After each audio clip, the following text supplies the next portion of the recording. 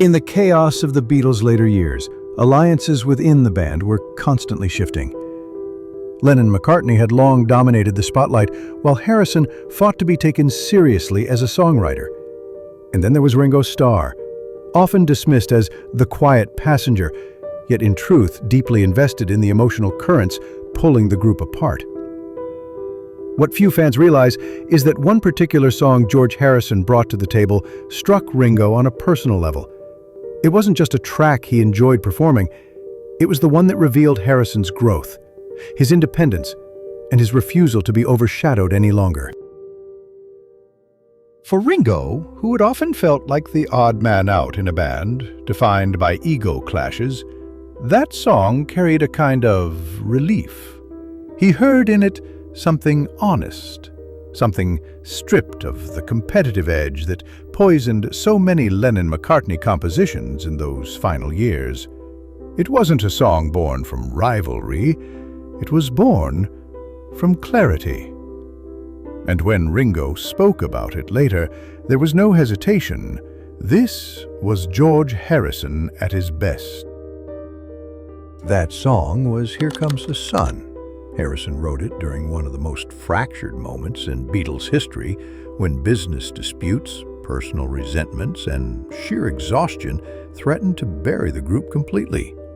It was early 1969, and Apple Corps had become a financial nightmare. Endless board meetings consumed the energy of the band members, and Harrison, frustrated by the atmosphere, chose to escape. He went to the home of Eric Clapton, guitar in hand, and while wandering in Clapton's garden, the spark of Here Comes the Sun emerged. It was light, simple, and optimistic, the exact opposite of what the Beatles were living through. For Ringo, the timing couldn't have been more important.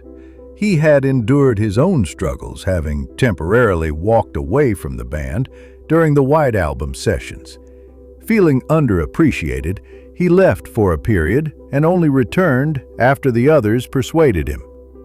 That history made him sensitive to George's battle for respect. When Harrison presented Here Comes the Sun, it wasn't just another track. It was validation. Ringo admired that George could create something so pure while surrounded by chaos. Recording the track wasn't without its own drama. John Lennon, recovering from a car accident, was absent during much of the Abbey Road sessions. That left George with space to take control. Paul McCartney contributed on bass and harmonies, but it was Ringo's drumming, steady, minimal yet full of restraint, that grounded the recording. Unlike the overlayered chaos of the White Album, Abbey Road had moments of cohesion, and Here Comes the Sun became one of them. For Ringo, playing on the song felt different. It wasn't weighed down by arguments. It felt free. The relationship between Ringo and George had always been unique. Unlike John or Paul, who often clashed with Harrison, Ringo shared a quiet bond with him. They weren't competing for dominance. Instead, they gave each other space. Harrison respected Ringo's simplicity and timing, while Ringo respected Harrison's growing voice as a songwriter. In Here Comes the Sun, that respect is audible. The drumming doesn't overpower the track, it supports it in exactly the way George needed. Over time, Here Comes the Sun became one of the most beloved Beatles songs, not because it was flashy, but because it captured an honesty the band rarely displayed in their later work. For Ringo, it stood as a reminder that George had finally broken through the wall that John and Paul had built around songwriting credit. Harrison was no longer in the shadows. He had created a song that transcended the band's turmoil, and for the drummer, who had always felt like the outsider, that meant everything. Looking back, it's easy to see why Ringo singled out this song.